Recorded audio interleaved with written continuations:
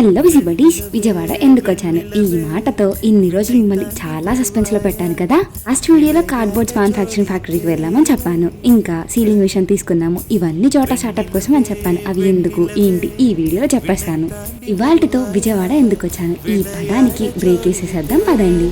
మన చోట స్టార్ట్అప్ కి ఒక మంచి ఆర్డర్ వచ్చింది. దానికోసం ప్రిపరేషన్స్ అయితే మామూలుగా లేవు. తిరిగిన వాళ్ళని తిరిగినట్టే ఉన్నాం. కనీసం ఒక వీడియో చేయడానికి కూడా నాకు ఖాళీ దొరకలేదంటే నమ్మండి.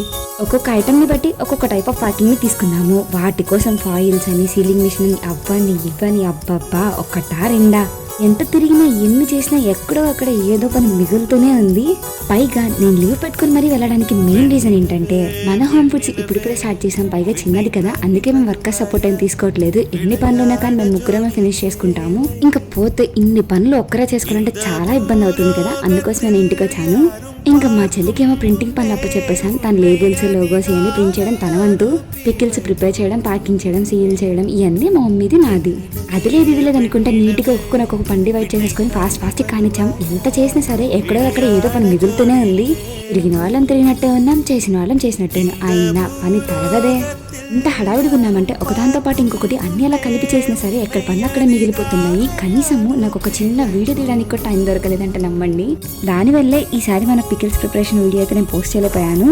పోతే ఈ వీడియో చూసినాక మీకు డౌట్ రావచ్చు, ఏంటి ఫాయిల్స్ కానీ ఈ బాటిల్స్ కానీ చేత్తో ముట్టుకుంటున్నారు, గ్లౌజ్ వేసుకోలేదు. కానీ సీలింగ్ మిషన్ దగ్గర మాత్రం చాలా హీట్ ఉంటుంది. ఇట్లాంటి ప్లేస్ లో గ్లౌజ్ వేసుకొని చేయడం అంత సేఫ్ కాదు.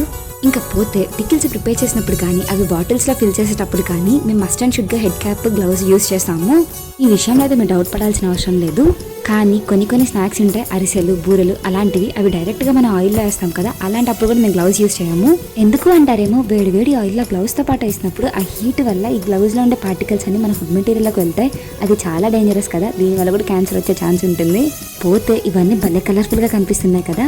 ఈ ఆర్డర్ 9 రోజులు విజయవాడకి నాటికి డైలీ సర్వీస్ చేయడమే సరిపోయింది. తిరిగి ఒళ్ళు ఊనమైపోయింది అంతే. ఫైనల్ గా ఇన్ని రోజుల సస్పెన్స్ కి ఇవాళ బ్రేక్ ఇచ్చాను కదా. ఇంకా మిగతా విషయాలన్నీ నెక్స్ట్ వీడియోలో మాట్లాడుకుందాం. మర్చిపోకుండా సబ్స్క్రైబ్ చేసుకోండి.